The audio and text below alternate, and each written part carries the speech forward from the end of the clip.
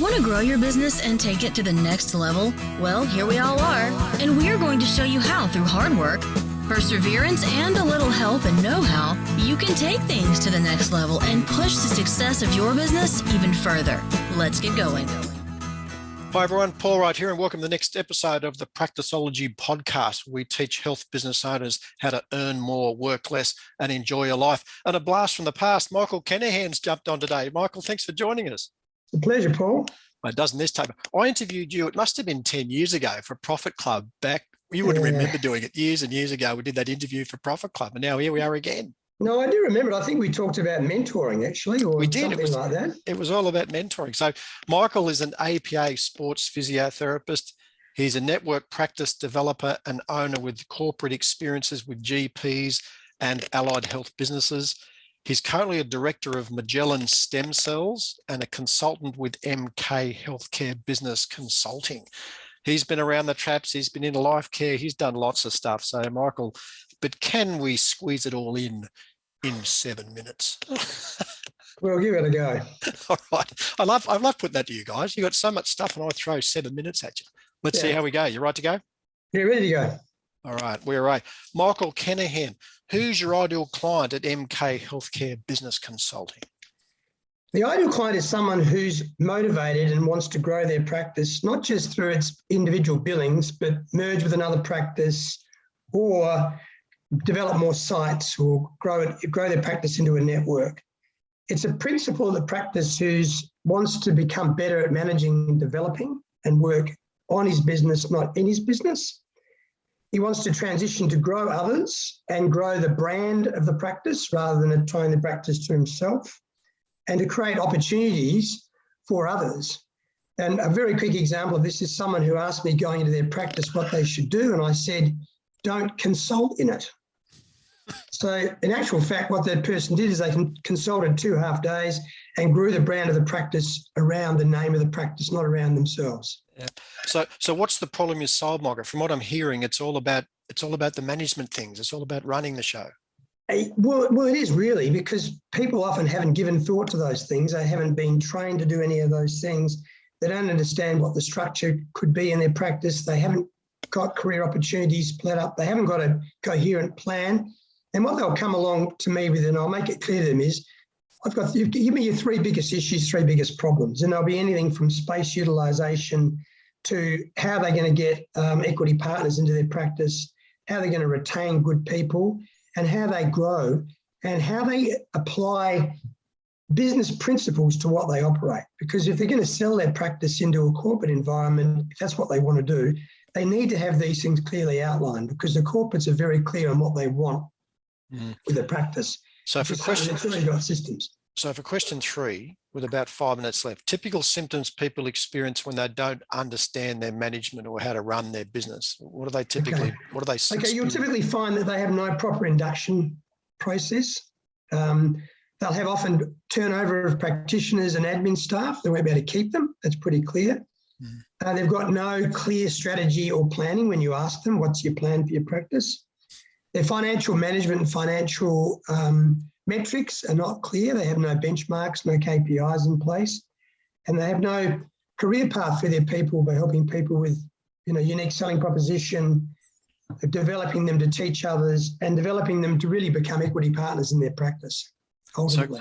So question 4 then. So common mistakes people make, Michael, when they don't understand their management. Well, they use advisors poorly, to be honest. They get people who are either lacking experience, who are their peers, or people that aren't even in the industry.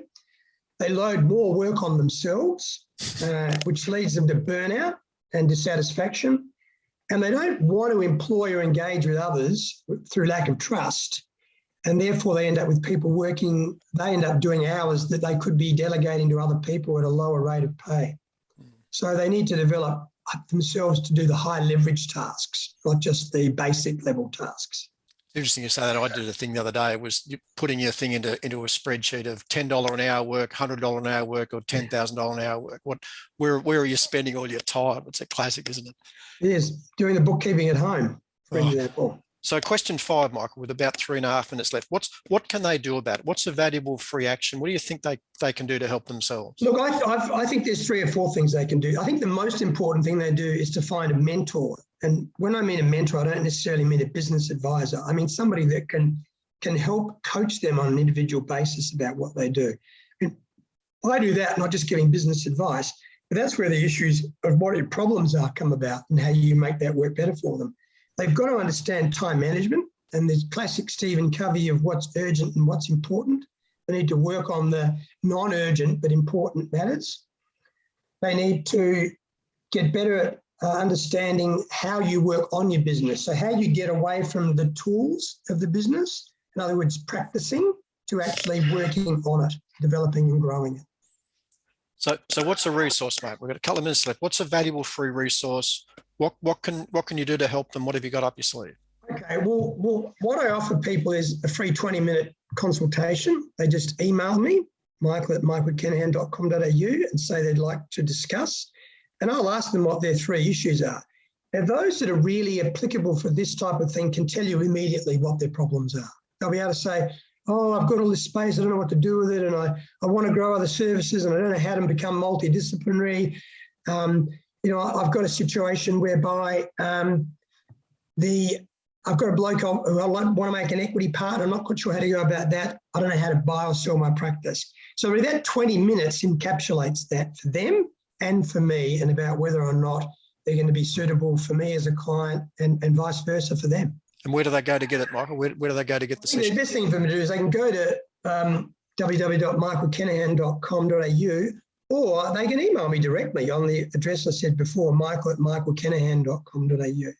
So I think they're the 2 avenues they can take. And if someone was to take it directly from this podcast, just email me and mention that they saw me on the great Paul Wright's program. And you'll run a mile to go, gee, Righty's audience, so we get caught up with that mob. Yeah. We'll see what they say then, won't we? Well, we've got about a minute to go, mate. What's the one question I should have asked you that will give great value to our audience? What should I? Okay. How did I develop my career? How did I get to where I've got to? Because, how did you do that, Michael? Well, developing, selling out to a corporate that we did when I was in my early 40s. We did that because we set a strategy amongst the partners of what we called build to sell, which was a 5-year plan. And ironically, at the end of that 5-year plan, Life Care listed on the stock market. And they were looking for a place in the eastern states where they could get a sizable practice. We had 5 sports medicine practices at that time. So we were ready, Paul.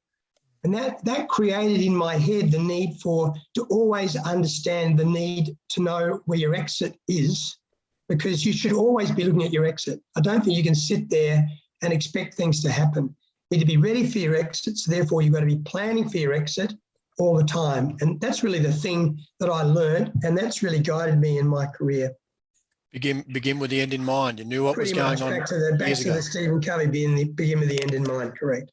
You are a champ. Mate, where do they go to find you again? Give us the URL. Michael@michaelkenihan.com.au. So if they know my name, they should be able to find the website, but find the email address. Check out Michael. Take him up in his offer. He's a champion guy. We've known each other a long time. Good on you, Michael. Thanks for joining us on the podcast. Paul. I enjoyed it very much. Thanks, mate. If you want to find out about the next Practiceology demonstration or find out more about Practiceology, head to mypracticeology.com. Talk to you in the next episode.